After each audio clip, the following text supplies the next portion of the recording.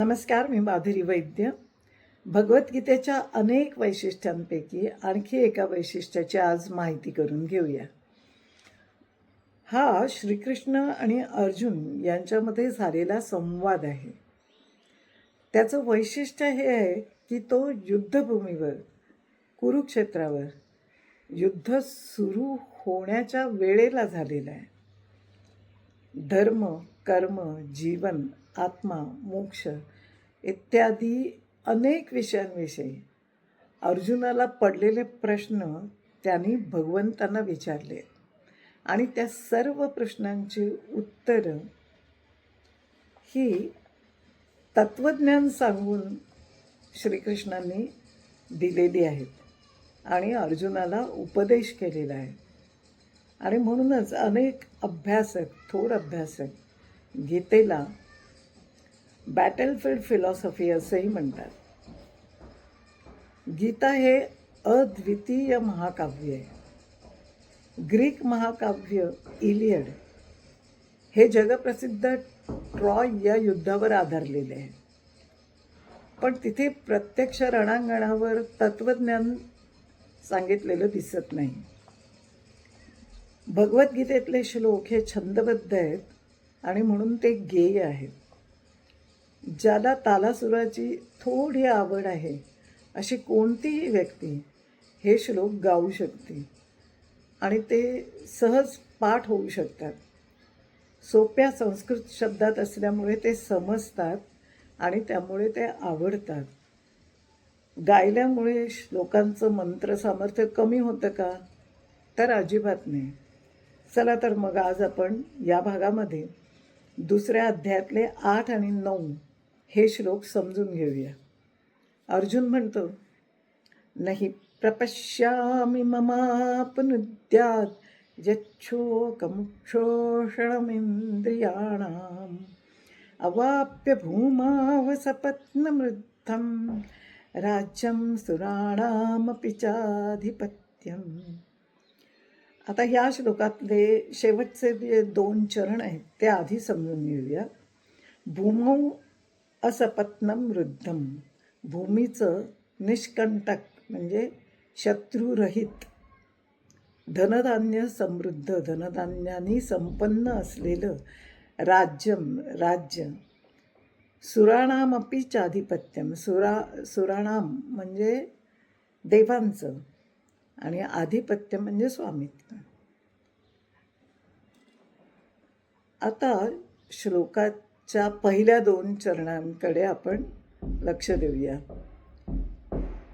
यच्छोकम उच्छोषणम इंद्रियाणाम म्हणजे यत् शोकम उच्छोषणम, इंद्रियांना शोषून टाकणारा शोक. नहि प्रपश्यामि ममापनुद्यात्, दूर करू शकेल असा उपाय मला दिसत नाही. थोडक्यात पृथ्वीचं शत्रुरहित आणि धनधान्यांनी समृद्ध असं राज्य मिळालं किंवा देवांचं स्वामित्व जरी मिळालं तरी माझ्या इंद्रियांना शोषून टाकणारा शोक जो दूर करू शकेल असा उपाय मला दिसत नाही, असं अर्जुन म्हणतो. आता हा शोक काय? कारण जरी सर्व हे ऐश्वर्य मिळालं तरी त्याआधी, ते मिळवण्याआधी गुरु, आप्त, स्वकीय यांना मारावं लागेल. यश मिळाल्यावर त्याचं कौतुक करायला गुरु, इतर ज्येष्ठ आप्त नसतील तर त्या यशाचा काय उपयोग, असं अर्जुनाला वाटतंय. आता या संदर्भात मला एका सिनेमातला 2 भावांमधला एक संवाद आठवला आहे. एक भाऊ दुसऱ्याला सांगतो, माझ्याकडे गाडी आहे, बंगला आहे, सर्व प्रकारचं वैभव आहे. आणि पुढे तो विचारतो दुसऱ्या भावाला की तुझ्याकडे काय आहे? त्यावर तो भाऊ उत्तर देतो, माझ्याकडे आई आहे. आता आई म्हणजे काय? आई म्हणजे सर्वस्व, आई म्हणजे प्रेम, माया. आणि अशाच प्रकारचं प्रेम, माया ही गुरु, ज्येष्ठ, आप्त, स्वकीय यांच्याकडून आपल्याला मिळत असते आणि ती जर मिळाली नाही तर त्या यशाचा काय उपयोग. श्रीकृष्ण अजूनही श्रोता बनून अर्जुन जे सांगतोय ते ऐकतायत. आणि हे सर्व पाहून संजय धृतराष्ट्राला सांगतो, एवमुक्त्वा ऋषिकेशं गुडाकेशः परन्तप न योत्स्य इति गोविन्दमुक्त्वा तूष्णीं बभूवः. इथे अर्जुनाला गुडाकेश असं म्हटलेलं आहे, कारण अर्जुनाने निद्रेला नियंत्रित केले आहे, तिच्यावर ताबा मिळवलेला आहे. अर्जुन सतत सजग असायचा.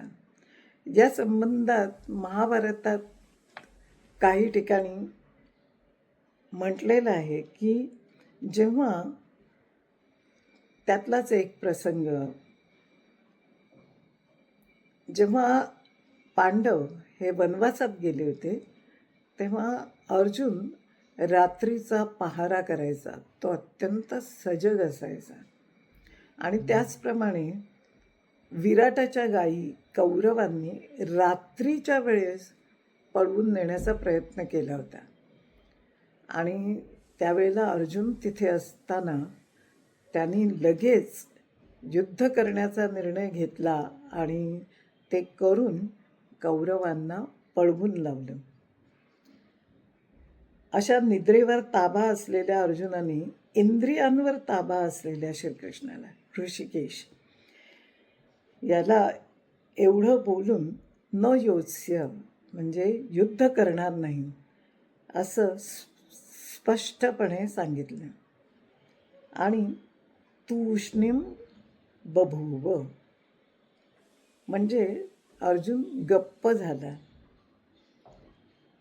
आज इथेच थांबूया, पुन्हा भेटूया. व्हिडिओ आवडला तर लाईक करा, शेअर करा, सबस्क्राईब करायला विसरू नका. धन्यवाद.